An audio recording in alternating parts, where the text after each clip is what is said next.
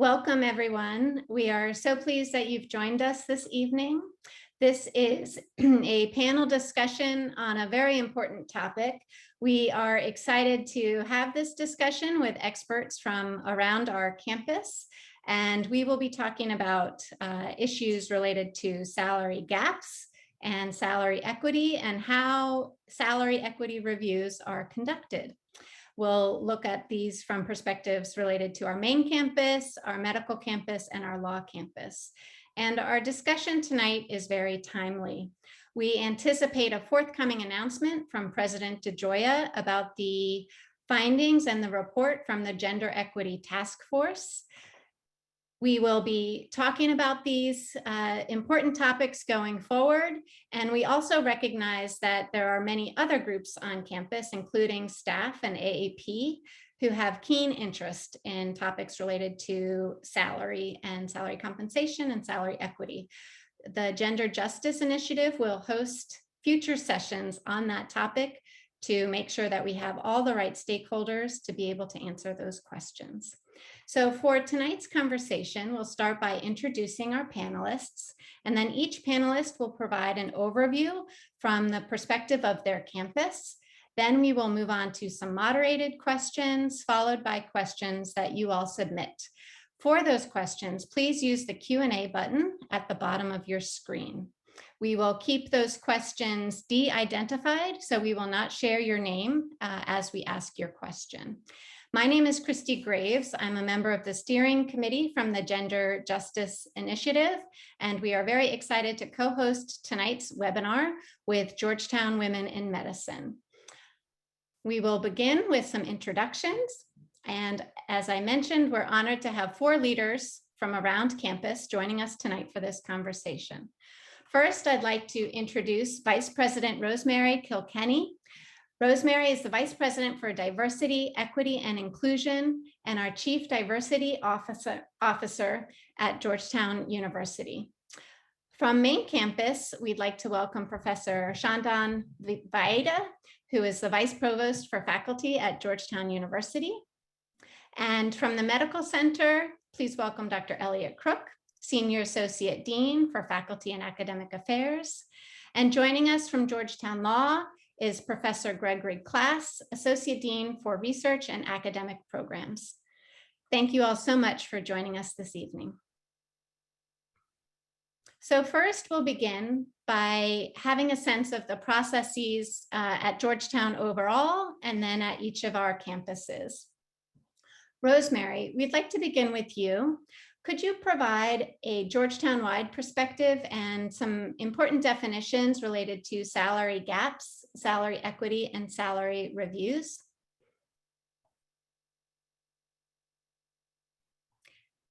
And you may need to unmute. Thank you very much for that reminder. Let me begin by commending the leadership of the Gender Justice Initiative, as well as the leadership of the Georgetown Women in Medicine, for organizing and offering this very provocative panel focusing on salary equity.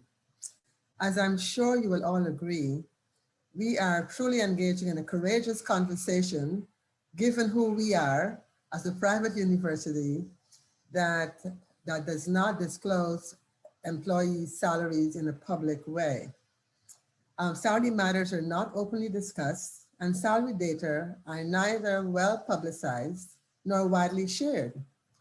As Dr. Graves stated in her introductory remarks, this is a very timely topic indeed. And as we are anticipating President DeGioia's announcement and release of the long-awaited Gender Equity Task Force report, and I suspect that in addition to Dr. Graves, many of you who are attending this webinar this afternoon, I'm sure were participants or were some way touched by the work of the Gender Justice Task Force, the Gender Equity Task Force that President DeGioia established a couple of years ago. The subject of pay equity sparks great interest and exudes curiosity, regardless of one's position or rank within any organization, and that certainly holds true for Georgetown University. Pay equity is a topic that affects everyone, from the newly minted doctoral recipient about to embark on her first academic job to our experienced leaders who want to attract and retain talent that propel us to greater heights among this country's and indeed the globe's elite universities. It seems simple enough, but implementing fair pay is a complex process that requires, first and foremost, good data, ongoing reviews, a willingness to examine and re-examine assumptions about who fills different kinds of roles, and last but certainly not least, a strong cultural commitment to compensating every employee fairly, regardless of one's status, whether you're a faculty member, staff member, doesn't matter. That concept, I think, underlies everything that we do when it comes to compensation. I promised Dr. Graves that I would define certain terms, and I will begin with the term pay equity. In a nutshell, pay equity is the practice of compensating employees in the same way for the same work, regardless of race, gender, disability status, LGBTQ status, or any other status. Although it sounds straightforward, true pay equity hinges on many factors beyond implicit or explicit bias in hiring, promotion, and salary. An equitable pay structure must also consider individual employees' experience, their level of education, level of responsibility, and related factors. And it must also address any imbalances in workforce representation that sometimes result in concentrations of people who, for example, may identify as men in such disciplines as engineering, or persons who identify as women concentrated in nursing. And when you have concentrations in certain disciplines, although the gender and racial demographics in those fields are changing, we still sometimes would see the lingering effects of that.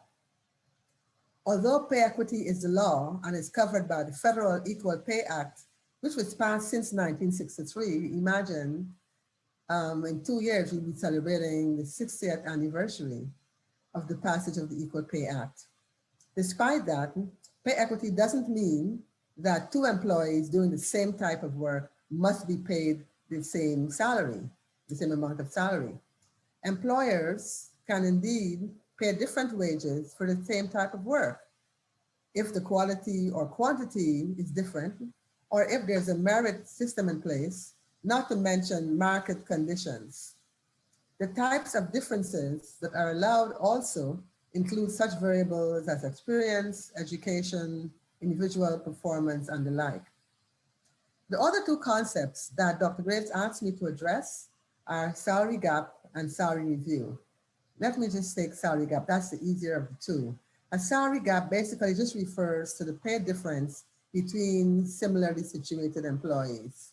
So you can have two employees, let's say they're both assistant professors, they both started the same year. One may be earning $95,000, one may be earning $96,000. So that's a salary gap. It's not necessarily a salary inequity. One has to make a determination to determine that and make such a conclusion, looking at a variety of factors before one can leap to such a conclusion that the gap may be evidence of salary inequity. A salary review, on the other hand, is actually an evaluation process that is used to determine and assess whether employees' salaries fairly and accurately reflect their work and scope of responsibility. I was also asked to talk a little bit about process. And so I will focus mainly on the formal process that is run by our IDEA team. And what first happens of any faculty member, and the same is true for a staff member, but because of the nature of our talk this afternoon, I'm going to focus on faculty. Any faculty member can come forward and say, for example, I just learned that my colleague, Peter, is earning $15,000 more than I am. And we started at the same time, we have good friends. We work in the same subfield. Our publications are, this is highly unusual. We work in the same subfield. Our publications are pretty much in similar kind of referee journals. And although I heard this, I don't have evidence that this is in fact the case, but I don't know if I want to file a complaint, but what can I do to have this matter reviewed without filing a formal complaint? Well, I will encourage the person to let me have an opportunity to at least discuss the formality and how the formal process works. And the formal process will require the person to file a written statement. He or she, or let me say, she doesn't have to produce any evidence. She can just simply lay out the facts as I've just outlined them to you. And then it will be our job to look at records to make a determination as to whether or not what was presented to us is accurate. In certain instances, the first step we have is a step called mediation. And you would offer mediation to the person, the complainant, the complaining party, and see, do you want to file a formal complaint? Would you like this to be handled informally via mediation? And we would then offer the same opportunity to the respondent, but it could be the department chair or the dean, depending upon where the program reports. Some programs report directly to the dean, others report to the department chair. And then we make that determination. If both parties agree for mediation, then you will simply take a look at what the records tell us, and then make a determination. There's no need for interviewing individuals, and we can just make a determination based upon that. If one of the parties, however, prefers not to go to mediation, then we move into a formal process of investigation. And then we might need to interview individuals who might have been involved, maybe the current department chair, to get a sense of what the history has been. And after reviewing the matter for 45 days following, it's a time frame within which we must make a determination. Then we will leap and make a determination as to whether or not there is sufficient evidence to support the allegation that there is a salary inequity. So that's just a kind of a rough, quick and dirty summary of what a formal process would look like. And if we find that there is evidence to support, that there's sufficient evidence to support the allegations as raised, then we would recommend that a salary adjustment be made, and then that's the end of it. And then you make sure that there's monitoring to ensure that the gap does not begin again once it's corrected. So I will pause for now, and perhaps you can respond to any other specific questions that may come from the audience going forward. Thank you. Rosemary, thank you so much. That was extremely helpful. First to have the definitions, and then the overall process, as well as an example of how someone might proceed if they have a question about their salary. So thank you so much. Now we will turn to Shandan for a review of the processes on main campus. Thank you so much, Kristi, for convening this really important panel. And I'm happy to see a large group here, 87, I think I see participants. So there's a lot of interest, obviously, in this topic. So thank you. Hopefully this is also a beginning of a conversation and changes. I also appreciate actually hearing Rosemary. So that was actually really informative for me. I'm new to this position, as you'll know. It's almost a year. So I'm going to share just a few slides just to keep myself sort of on track more than, so I will share my screen and just walk through a few things. I hope that would be useful. Can people see this? Is this yes visible to everyone? Okay, good. Yeah, so the starting off, two important things. These are two links I'm going to put in the chat in a minute. But I think everyone should be familiar with these if you've never had a chance to actually look at these documents. So this is mainly sort of a main campus space that obviously I'm covering. So for those of you listening who are main campus faculty, so the salary plan is something that has been approved, from faculty governance all the way up to the board of directors, I think up to 2026. So it'll give you some insight into how, where the money comes from for some of these things we're talking about. The other is a description of equity procedures, and I'll go over that today. So I'm just going to put this up in the chat as I speak here. Let's see, where is the chat? We can add those for you. Yeah, here. Sorry. Yeah, Yep. okay. I won't take much time. Okay, so okay, here we go. So the big, I think, sort of $1 million question, really, right, is, equity is about comparison, and then how do you choose how, what the comparator is. And so the main campus sort of view to this, Bob's view about this is really sort of what might be guiding principles as we take, sort of engage in ensuring salary equity. So one is that we compare to a group and not to an individual. And then the question becomes, what is, the appropriate group for that individual? And, that could be a sort of topic of discussion, but I'll give you a view of sort of how the main campus has thought about this. The second thing that is a principle, I think, is that, that it should be part of a process and not an exception. So a equity review, we shouldn't be comparing salaries and so on only when, some issue has come up, so that it should really be part of the process. And so to that kind of effect, let me first talk about tenure line faculty. The approach has been a model-based approach that is performed annually. And this happens pretty much at the time that we're in currently. So merit review is done, and then sort of the next process, the next step to that would be to do this review, the equity review. And so the model is a regression model that is basically used to identify salaries that are outliers, that are implausibly low given a certain number of variables. And so typically what we do is that we identify folks who are at least one standard deviation or more below the average. And so those would be the people whose salaries would get reviewed. The model takes into account, like I said, a few variables. I'll show you in a minute, but in a nutshell, they're basically your merit performance over the past 3 years, your rank, years in rank, the school you're in, and the discipline. Faculty then who have lower than predicted salaries, that list is shared with the appropriate respective deans.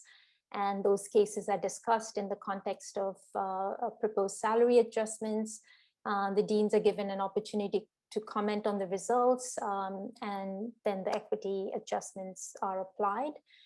In addition to this whole process, chairs, actually department chairs, unit heads, and deans can request a review for any individual faculty. So this comes up all the time where folks are pinpointed, and then we would take a closer look and decide. And so ultimately the decision is a provost level decision.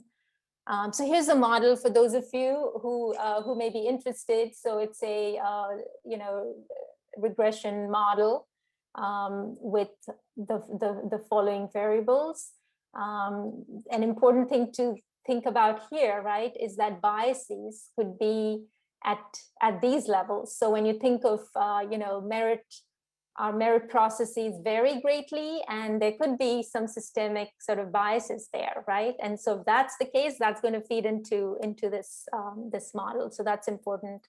The other thing is that we have a classification for disciplines, but it could be improved, right? So as I think data builds, and as we have more variables that we can characterize folks with, the idea would be that a model like this would be could get more refined. And with the addition of Drew Allen now, who's been here almost for a year, who's heading the Office of Assessment and Decision Support, I think the data end could definitely be improved. The other, so yeah, perhaps there'll be questions and so on, and we can talk later. The other sort of area is the non-tenure line faculty. This is actually more complicated than perhaps people may have thought. At least I hadn't when I was a faculty and not in this position. One thing is that there's great variation in what the position descriptions for tenure line faculty are, which is quite different from tenure line faculty, right? So that our position descriptions are similar in the context of what our expectations are, is to do research and to do teaching and to do service, and there's some similarity across people there. Whereas at non-tenure line faculty descriptions vary because they're very need-based, right? So the needs of individual units and departments are quite different from each other. And so when folks are hired, they're hired with a very quite sort of unique, sometimes idiosyncratic sort of a job description almost, right? In terms of what they're asked to do. And so therefore doing sort of a larger group level comparison in the way that the tenure line one can be done is a little bit difficult. But perhaps going forward, you could imagine that there might be a better process. So the process currently really is that at renewal, so that's the time that typically adjustments would happen. The chair or the deans could bring up a equity request and make, you know, a request for those adjustments and recommend what they should be. And typically that comparison is done at for the market they belong to, so that, you know, the salary for that description of that job relative to, you know, what that a different person in that discipline in the market maybe. So again, there's great variation across schools as well as across departments and so on in sort of the descriptions of these positions, and therefore the comparative process is a little more complicated. So I'll actually stop there. And I'm sure there will be questions and so on, and, you know, as they come up, I'll talk more. Thank you so much, Chandan. And there was a question just to alert you in the chat about the algorithm. So we're going to move now to Elliot, who can talk about the processes at the medical center, and then we can come back to questions after we've heard everything from each campus. Elliot? Great, thank you, Kristi, and good afternoon, everyone. It's an honor to be asked to participate in this first of what I hope are many conversations on dealing with these issues. At the medical center, the process for how we deal with equity is related to how we even initially set our salaries, and that is that we use peer data sets, be it something like for the School of Medicine would be the AAMC, for nursing we have CCNE. There's different peer data sets that we will use to help set what the salaries are for folks. And the way that those work is they usually will look at rank. So from instructor to assistant professor to full professor, associate to full professor. And then they'll look at quartiles of salary, and they'll break it down on degree type, if it's a board certified clinician versus if it's a PhD or other doctoral degree, based on discipline. So that there will be some differences based on the discipline, as is at our other peer institutions. So that's what usually helps guide us with initial salaries and also with promotions. For dealing with equity issues, what we do at the medical center is we periodically will do an analysis. And it's a faculty group where we also have representation from the Medical Center Caucus and GWIM. We've been lucky that we've had a member from the faculty is a member of the Department of Biostatistics, and we make sure we're using statistics appropriately and not inappropriately. And what the group has done is then working also with the Medical Center Office of Finance is we will gather the salary data and do scatter plots where the x-axis will be years at service and the y-axis is salary. And this is de-identified data. And what we'll do is say we'll take all the assistant professors in related disciplines, put their scatter plots out there, and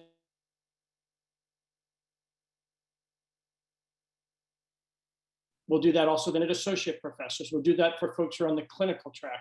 I'm getting an internet unstable. Please let me know, Kristi, if I'm breaking up. You're good, Elliot. So the group will look at these various scatter plots that are based on your rank and your sets of related discipline of years at service versus salary, and identify if there are folks who look like they're potential outliers. The next step in the process is to go and see, well, is there an underlying reason for that? So then we will go back to the usually the department chair, and or it could be a dean, and say, is there a reason why someone's salary is there that makes sense, such as merit, annual merit reviews? Has there been an issue why maybe someone has been underperforming and therefore merit increases have been less? Or it could have been that it's a legacy issue that's just been perpetuated and it needs to be, there's no underlying reason why someone should be lower. And that would be someone that therefore we would make an adjustment. Adjustments would then be made to bring the folks up to within peers within Georgetown. And then we would share that back with the group that did the review to say, okay, does this now seem like the appropriate adjustments have been made?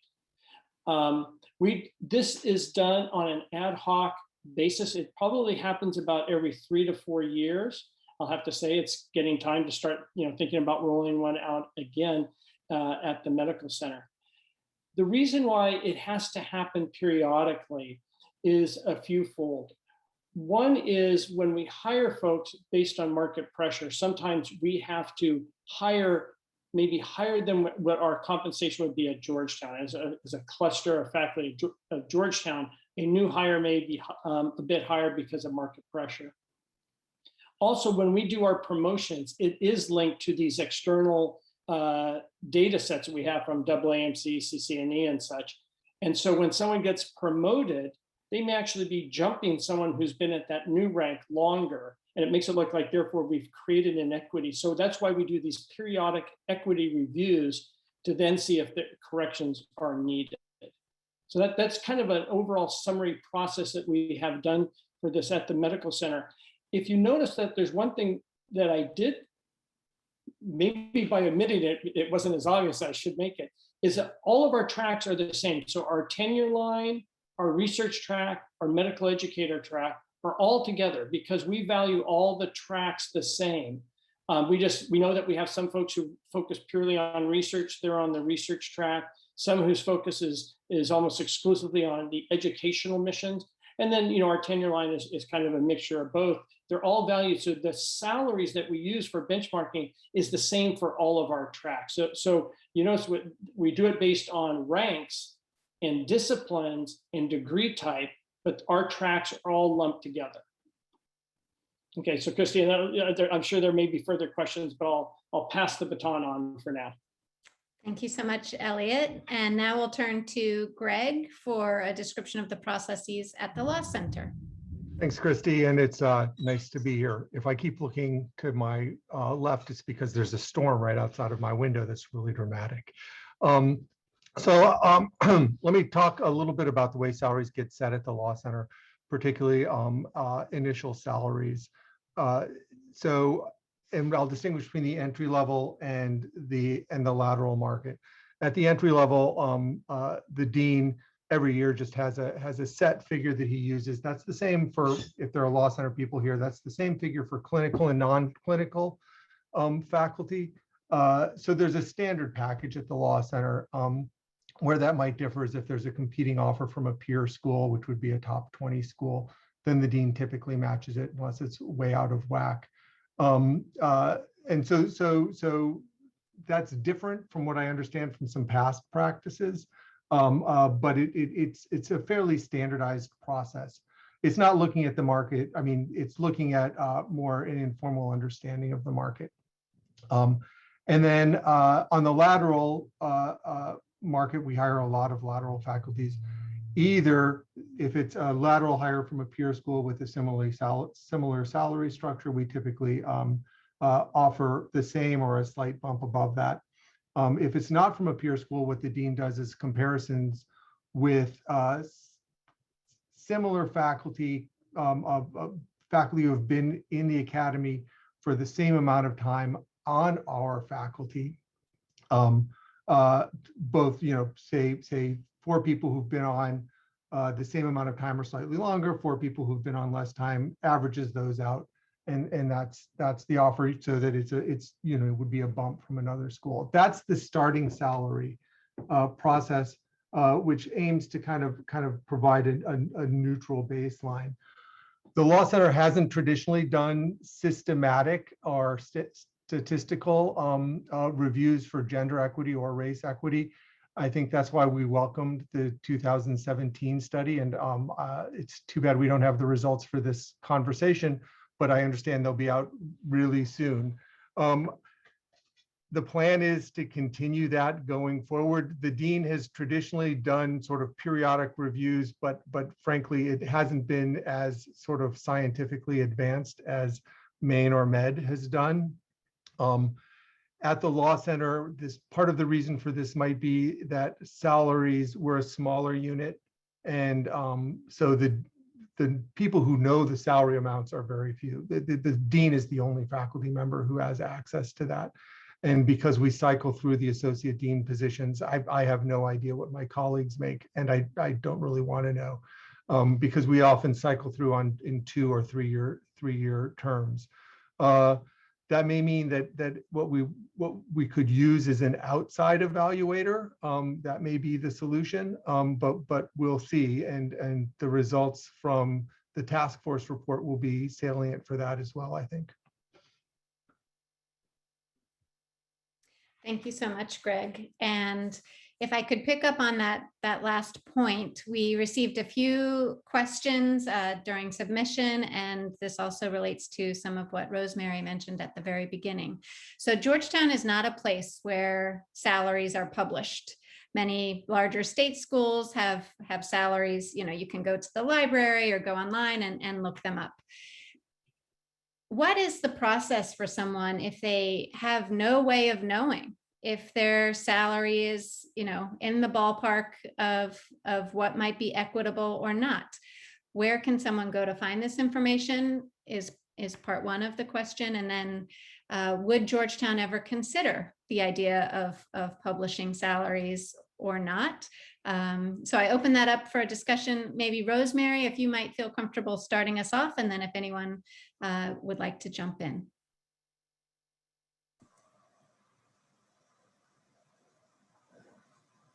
Am I on mute? Can you hear me? Okay, good. In fact, before my position changed, I'm no longer focusing on discrimination complaints. And we've hired BC Okubadejo, who's reviewing salary equity issues as they arise. The last case that I handled, however, last year, the year before last, in 2019, a faculty member literally came forward and said that she had heard, and wanted us to check. We indeed checked and looked at her salary, and it was very clear that there was a pretty significant gap. And this person started the same time as her male counterpart, and she took 1 year. The only difference between these two individuals was that she took 1 year off for maternity leave, for family leave, took 1 year off. And that was the only difference between these two individuals. But I consider that to be a very easy case. And so we worked with the dean in this person's area. The dean supported it. We actually did a pretty robust review. And we involved the dean and the executive vice president. I don't want to mention the specific campus, I'll just say executive vice president, in whose area that unit fell. And a significant adjustment was made that resulted in the person being made whole. And so that's how we handled that situation. And both parties consented to a mediation, if you will. And so it was handled very informally. It took some time because we wanted to make sure that we had a paper trail documenting everything that we did, all of the data that we reviewed, and then came to that final conclusion. So that's how we handled that particular case. I know that there was one of our colleagues from one of our campuses also raised a similar question, because people typically don't know. And so how do you find out what to do? I know there's one department I know on the main campus where the faculty in that department, I think I was told 75% of the faculty in this particular department had an agreement where they would share their salaries with each other. And that's the only department of which I'm aware where faculty have voluntarily decided to take that step. Thank you, Rosemary. Any of our specific campuses have a recommendation if someone feels that they are not paid in an equitable manner, but they're not sure? What would be the first step?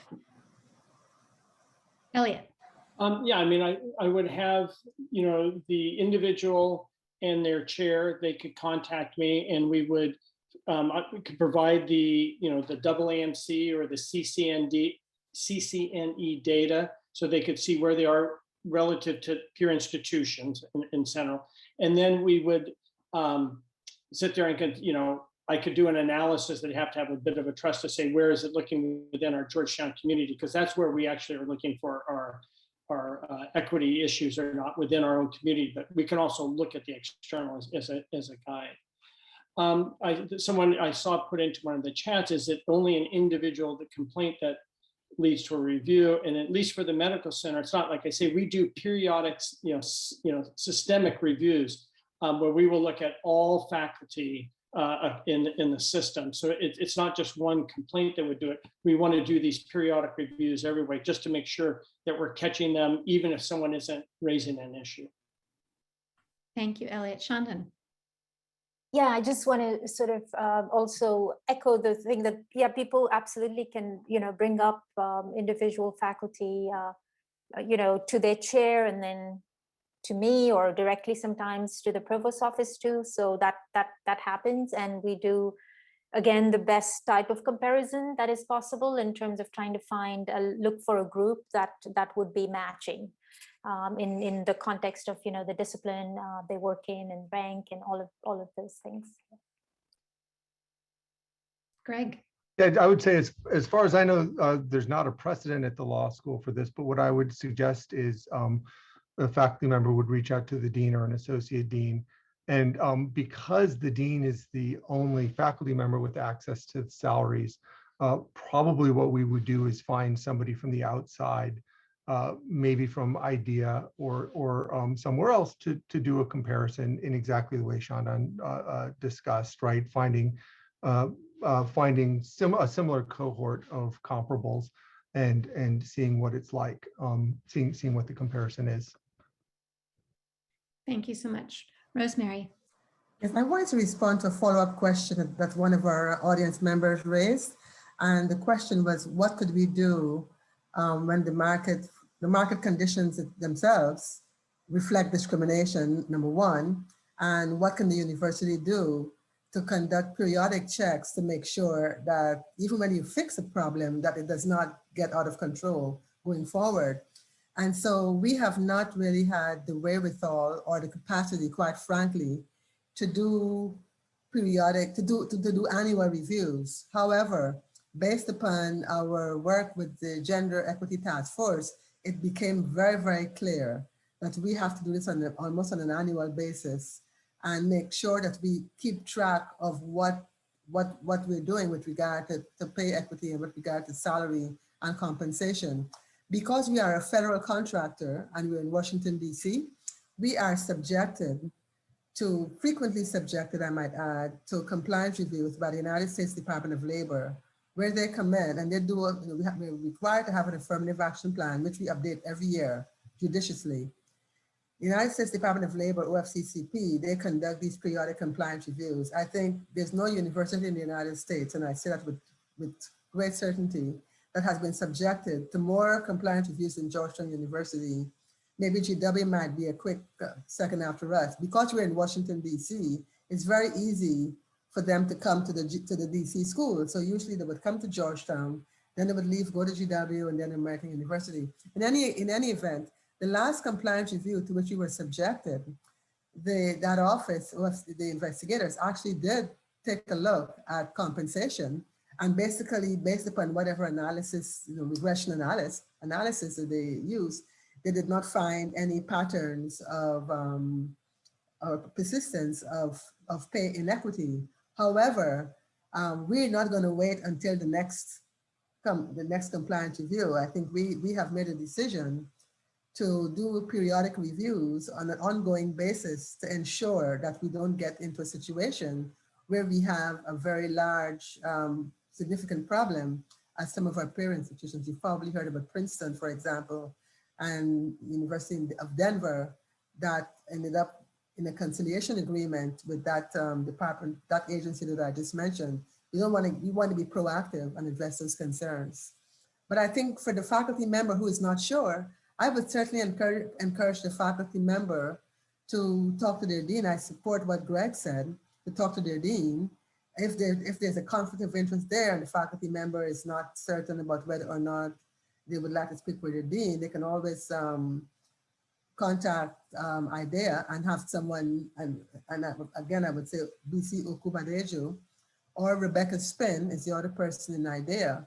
Those would be the two primary individuals who could be a resource in talking them through how best to proceed on getting that matter addressed. Thank you, everyone, for those answers. We received a few questions about non-tenure line faculty. And so maybe I'll start with you, Shandan. How are non-tenure line faculty pay scales created or determined? And then is there evaluations made across the different departments? I know you mentioned that there could be some, different market forces or different disciplines handle these things in different ways. Could you expand a little bit on what you had presented earlier related to non-tenure line faculty? Yeah, sure. So the initial salary at hiring really is one that comes from a comparison with, the person's discipline and what their position requirement is, right? And so it's less about a comparison internally, just unless there's a cohort to compare to, right? Or if a very similar person had been hired in recent times, and that would be a good one, right? And sometimes that happens, so I was sort of thinking of, in the School of Foreign Service, there are some similarities in terms of, the programs being similar, the kinds of position descriptions too, so that many folks have both teaching as well as directorships for directing programs and so on. And so when that's a great situation to be in, because we have a really solid comparison. The more difficult ones are when you have sort of one person within a department, that there's, so whatever the discipline is that they're representing, then that would be the comparison. We often do also look sort of at area schools, right? Because especially for instructional faculty where they're, basically they're teaching faculty, they do not have any other requirements. We can make inquiries sort of so it's quite, there is not a uniform process really, right? Just because of this variation, right? So we're going by the recommendations of the department chair and the dean, given the discipline they're being hired into and the job they're being hired for. And the second part, I think, what did you ask? Whether there's sort of a comparison across units? There isn't one really, right? Because of this, that they're quite different, right?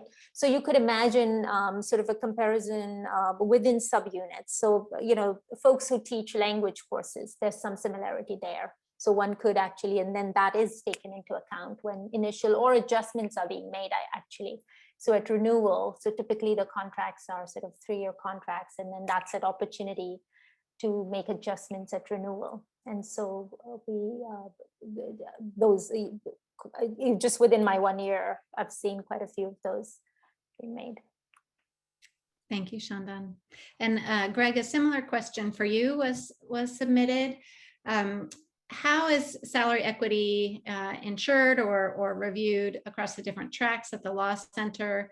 And in particular, for example, differences between professors from practice or distinguished visitors from practice compared to the legal practice group, or the legal practice group versus tenure line faculty, for example. So I don't know that between groups it is reviewed, or that the goal is equality between those groups. So I'm going back to Rosemary's description of equity versus equality. The job descriptions are different, the backgrounds are different.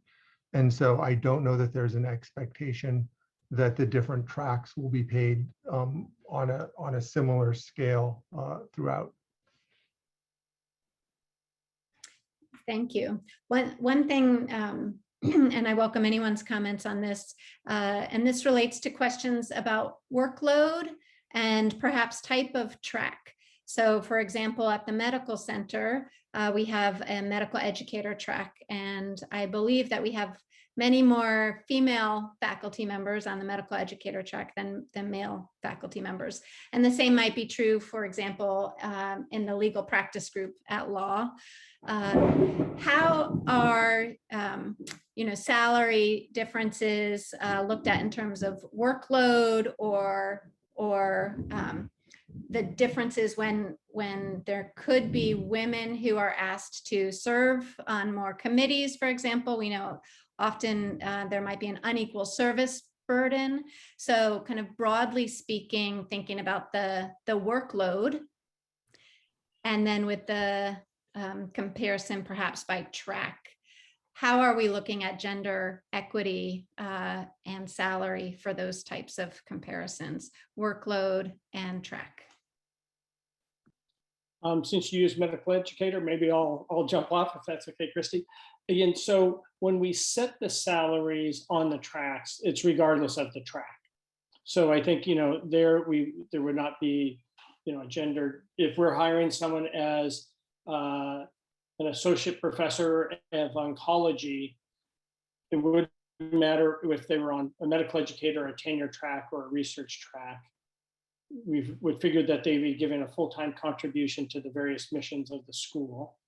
And we would benchmark them against those external benchmarks on the hire. You bring up the very interesting that came up in the question though. So that's a salary issue we're very formulaic because lack of resources, we really can't negotiate that much. We're very formulaic, but it's the idea then of a workload gap. So what is the expectation that would be a 1.0 FTE workload effort? Again, that we try to do there is, if it's someone who's on an educator track, we try to map the percent effort to each course. What we've actually been using now is there's an agreement between the main campus and the medical center campus that if faculty go back and forth, and if they teach, an X number of credit course, it's this percentage of a salary. So again, we just apply this uniformly across and trying to set a uniform workload.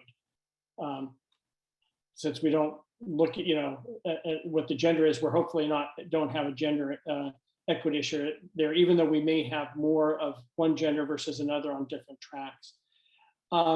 Service, that's always one where hopefully we hope that chairs and other mentors are not letting any one of their faculty get overburdened in service, and and encourage them to be able to say no when they've done their share, and also to help. We want more people participating in service, so I think that's a great issue as well. So I think the concept of a work gap that's a very important question that needs to be considered as well. I like that term too, workload gap. Thank you. Anyone else from any of the other campuses want to comment on perceptions or reality related to workload gap or differences by track in terms of number and percentage of gender? Greg. I'll just jump in and say, at the law school, there are different tracks with different expectations. Some have higher teaching loads, and some have a higher scholarship expectation. I'm not sure how to balance those out. It is partly a function of markets. The tenure track positions, there's a different market for the tenure track faculty than there are for the non-tenure track faculty. And that influences pay scale, I imagine. In terms of service, I know from my own experience doing salary recommendations to the dean, well, both service and teaching go into our calculations. And so those who perform more service should be seeing that in the merit raises. That's distinct from sort of starting salaries and other origins of disparities. The way we do our merit raises is it's not by percentage of your base salary, but sort of it's a scale that applies to everyone. And there's a kind of a same chunk. If you're in the same, if somebody has 8 points, it doesn't matter what track they're on, they get the same amount of salary increase. And so that over time should level things a little bit versus the starting salaries. Thank you for those responses. We did have a question related to merit and the idea that there could potentially be gender bias with merit reviews. We have a number of other questions. I'll just pause there to see if anyone would want to comment on the idea of whether merit has been evaluated by gender across any of the campuses, or if that's a future topic for us to explore. I think that's a great reason to have an outside review on a regular basis, because you can't have the reviewers reviewing the reviewers. Thank you. I would agree with Greg on that point. And I know we've contracted through our University Council's office with a firm to do exactly that. And that's a plan. And that directly is coming out of the Gender Equity Task Force report based upon some found. So that's certainly on the radar. I just want to say for the main campus, each department has their own merit system, right? In terms of criteria and how it's applied and so on. And so it's very difficult to make comparisons across departments and units when that's the case, right? And so the merit issue and the main campus is an old one, and MCF has worked hard over the years in terms of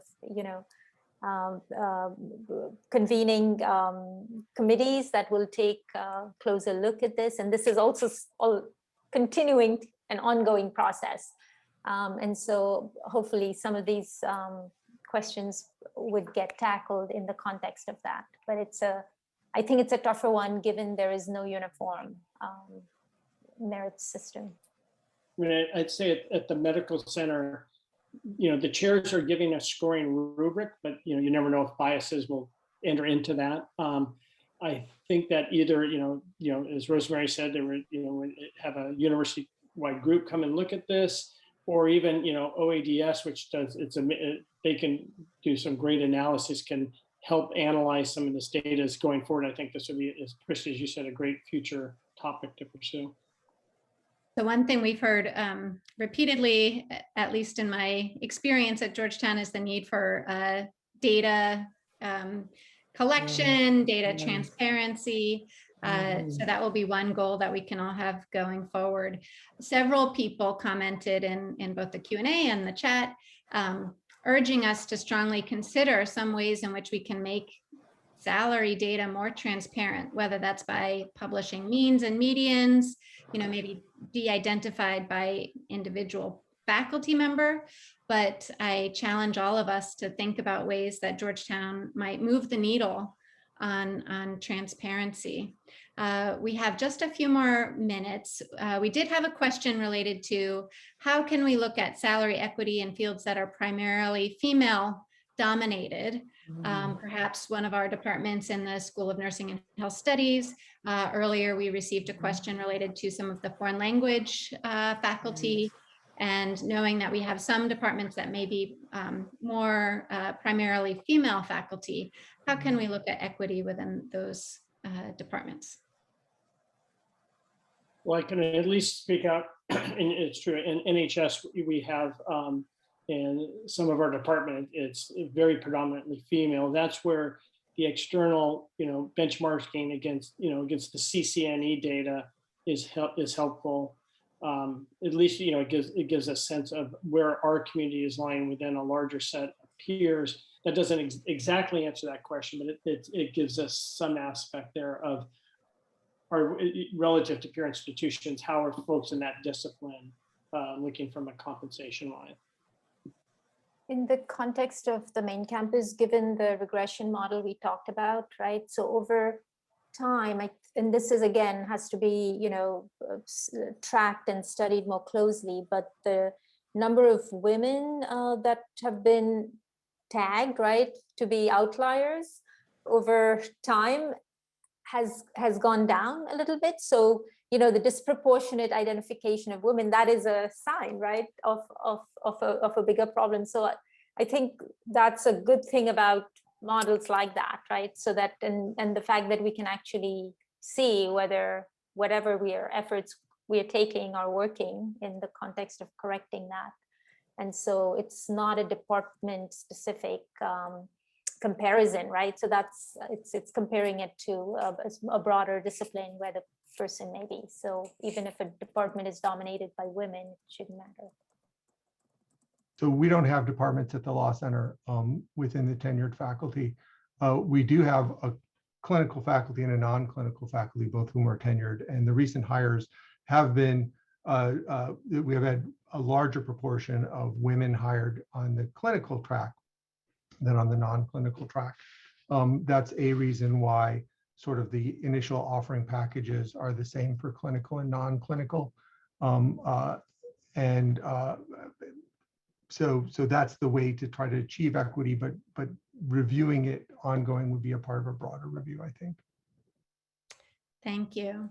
So we have received many questions. I tried to do broad summaries of some of those questions, but this clearly indicates that this is a topic of significant interest to our faculty. And so one way forward is that we will compile the questions, run them by our panelists, create a frequently asked questions document, and then post that on the Gender Justice Initiative website. We will also plan to have additional conversations about this topic as the Gender Equity Task Force report is released. There were many questions and comments about the task force report and the timing of the release, the time it took to release the report. And so we do anticipate that will be forthcoming, maybe even in the next several days. So we hope everyone can stay tuned for that announcement. And we look forward to further engagement on this topic, both for faculty and also for staff. So thank you so much to everyone for attending. If your question didn't get answered, we will work to do a summary, and please feel free to reach out to the Gender Justice Initiative at genderjustice@georgetown.edu with additional questions. And I would like to thank our panelists for your time and your responses today, and thank the Georgetown Women in Medicine for co-sponsoring. Dr. Davis, the president, already chatted that they are happy to co-sponsor future events. So on behalf of the Gender Justice Initiative, we really appreciate everyone's time and engagement on this very important topic, and please stay tuned. Thank you. Thank you.